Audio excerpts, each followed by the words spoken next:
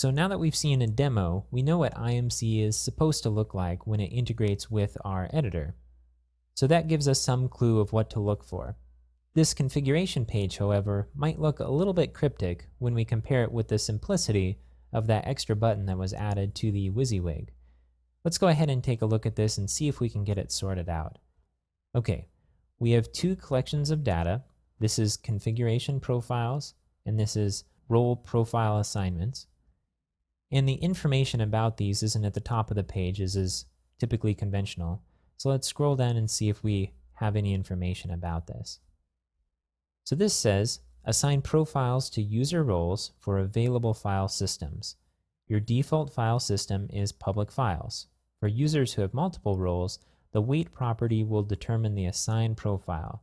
Lighter roles that are placed upper will take the precedence. So it sounds like that this role profile assignments has a cascading effect. Okay, so an administrator role should be placed over the other roles by having a smaller weight. So it looks like this list here is a list of roles, except for this site maintenance account, and this says user 1. Now we've alluded to this in the past, but we've never talked about it explicitly. The idea of the user 1 account is that it includes permission to do everything on the site. It's the first user that was created when the site was installed initially. And so while this isn't a role in itself, and these other ones are, this just indicates that it's the first user that was created, and so it has special permissions.